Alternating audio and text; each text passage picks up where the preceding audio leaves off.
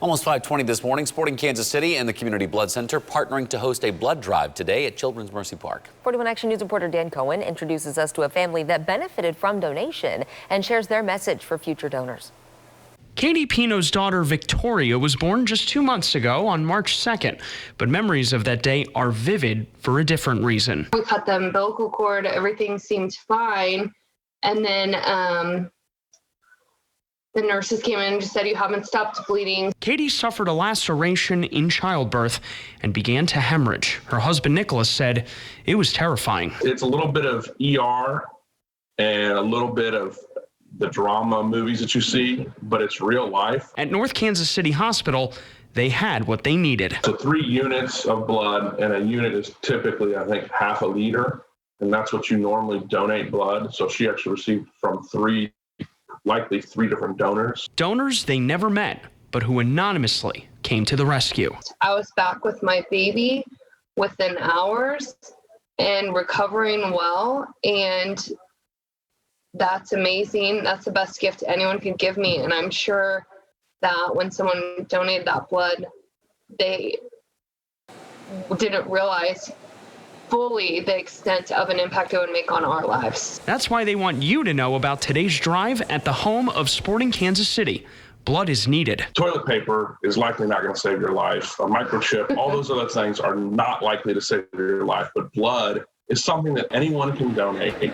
It's free to donate, and it truly will save a life. It saved Katie, who says she's now a future blood donor, as well as a happy mother of 2 to Dawson and Victoria. You know, I've never donated blood before, but I sure didn't hesitate taking some when I needed it to save my life.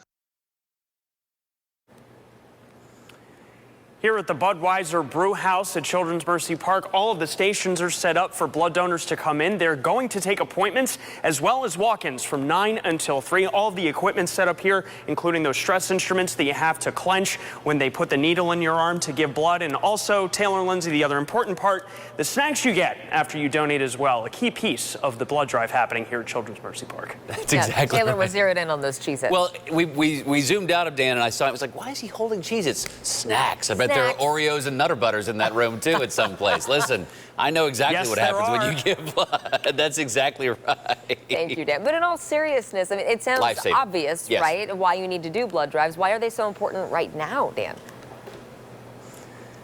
It's still a chronic shortage situation, Taylor and Lindsay. The Community Blood Center says a lot of those surgeries and medical procedures that were postponed during the pandemic are getting back on those schedules, and that's why there's such a shortage of blood.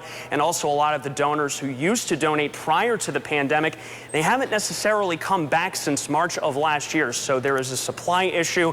These drives are critically important to get that supply back up. We like to talk about the snacks you get when you donate, but as you heard from Katie and Nicholas Pino, these donations really do save lives. Absolutely. Dan, quickly before we let you go, do we know what the mask mandate is today after the CDC's announcement? Are people required to wear masks if they come give blood today?